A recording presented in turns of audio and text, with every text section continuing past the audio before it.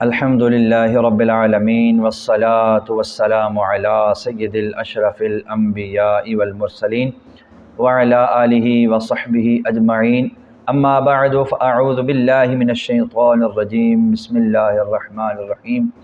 محترم ناظرین، آج ہم جس قرآنی واقعہ کا ذکر کریں گے وہ واقعہ یہ ہے کہ حضرت داؤد علیہ السلام کس طرح بادشاہ بنے۔ واقعہ کچھ یوں ہے کہ جب طالوت بنی اسرائیل کے بادشاہ بن گئے تو آپ نے بنی اسرائیل کو جہاد کے لیے تیار کیا۔ طالوت کس طرح بادشاہ بنے یہ آپ نے پچھلی ویڈیو میں جان لیا ہوگا۔ اگر آپ نے ابھی تک ویڈیو نہیں دیکھی تو ہمارے چینل کا وزٹ کریں تو ویڈیو کو دیکھیں تاکہ آپ کو پتہ چلے کہ طالوت کس طرح بادشاہ بنے۔ جب طالوت بادشاہ بن گئے تو آپ نے بنی اسرائیل کو جہاد کے لیے تیار کیا اور ایک کافر بادشاہ جالوت سے جنگ کرنے کے لیے اپنی فوج کو لے کر میدان جنگ میں نکلے۔ جالوت بہت ہی قد آور اور نہایت ہی طاقتور بادشاہ تھا۔ وہ اپنے سر پر لوہے کی ٹوپی پہنتا تھا۔ جب دونوں فوجیں میدان جنگ میں لڑائی کے لیے آمنے سامنے ہوئیں تو حضرت طالوت نے اپنے لشکر میں یہ اعلان فرما دیا کہ جو شخص جالوت کو قتل کرے گا میں اپنی بیٹی کا نکاح اس کے ساتھ کر دوں گا اور اپنی آدھی سلطنت بھی اس کو عطا کر دوں گا۔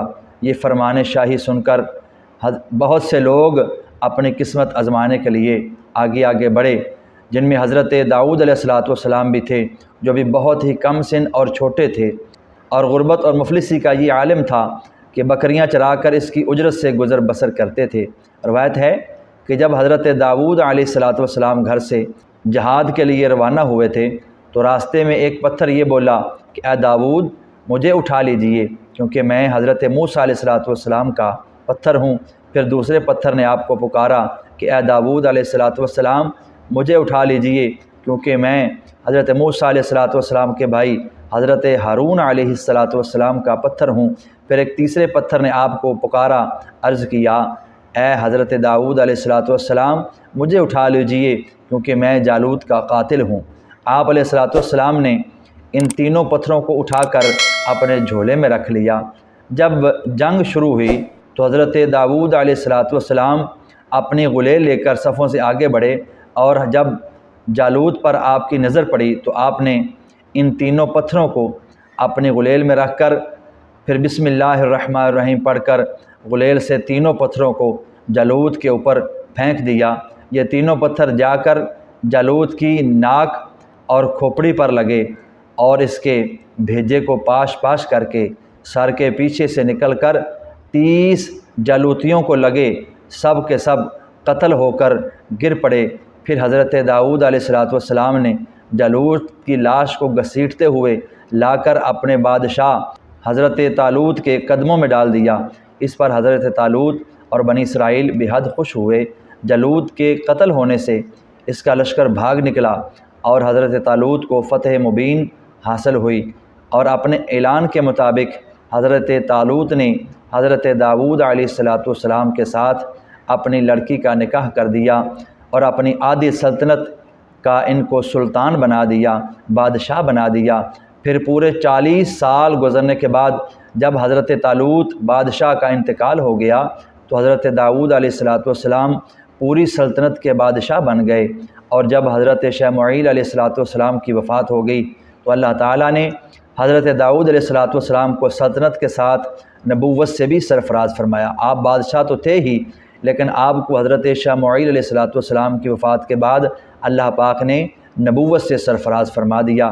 آپ سے پہلے سلطنت اور نبوت دونوں اعزاز ایک ساتھ کسی کو بھی نہیں ملے تھے۔ آپ پہلے شخص ہیں کہ ان دونوں عہدوں پر فائز ہوئے۔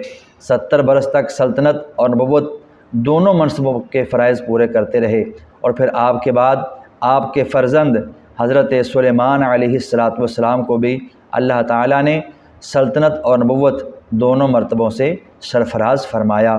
اس واقعہ کا ذکر اللہ پاک نے پارہ نمبر 2 سورہ بقرہ میں ارشاد فرمایا وَقَتَلَ دَاوُودُ جَالُوتَ وَآتَاهُ اللَّهُ الْمُلْكَ وَالْحِكْمَةَ وَعَلَّمَهُ مِمَّا يَشَاءُ، اور قتل کیا داؤد نے جالوت کو، اور اللہ تعالیٰ نے اسے سلطنت عطا فرمائی اور حکمت عطا فرمائی اور اسے جو چاہا سکھایا۔ حضرت داؤد علیہ السلام بادشاہ بننے کے بعد بھی، ایک عظیم بادشاہ بننے کے بعد بھی اپنے ہاتھ سے محنت کر کے کھایا کرتے تھے، مگر حضرت داؤد علیہ السلام ساری عمر اپنے ہاتھ کی دستکاری کی کمائی سے اپنے خورد و نوش کا سامان کیا کرتے تھے۔ اللہ تعالیٰ نے آپ کو یہ معجزہ عطا فرمایا تھا کہ آپ لوہے کو ہاتھ میں لیتے اور وہ موم کی طرح نرم ہو جایا کرتا تھا۔ آپ اس سے زرہیں بنایا کرتے تھے اور ان کو فروخت کر کے اس کی رقم کو اپنا ذریعہ معاش بنائے ہوئے تھے، اور اللہ تعالیٰ نے آپ کو پرندوں کی بولی بھی سکھائی تھی، جس سے آپ پرندوں سے باتیں کر لیا کرتے تھے۔ آج ہم نے سیکھا بندہ جتنا بھی مفلس ہو، غریب ہو، نادار ہو، لیکن جب اللہ تعالیٰ چاہتا ہے اس کو بادشاہ بنا دیتا ہے، اس کو امیر بنا دیتا ہے، اس کو دوسروں پر فضیلت عطا فرما دیتا ہے۔ تو ہمیں چاہیے ہر ٹائم اللہ کا شکر ادا کرنا چاہیے اور اس کی نعمتوں پر اس کی شکر گزاری کرنی چاہیے۔ اللہ پاک ہمیں عمل کی توفیق عطا فرمائے۔ چینل کو سبسکرائب کر دیں، سبسکرائب کر کے آل کے بٹن پر کلک کر دیں تاکہ جو بھی نئی ویڈیو اپلوڈ ہو اس کا نوٹیفیکیشن آپ کو سب سے پہلے مل سکے۔ اجازت دیجیے، السلام علیکم ورحمۃ اللہ وبرکاتہ۔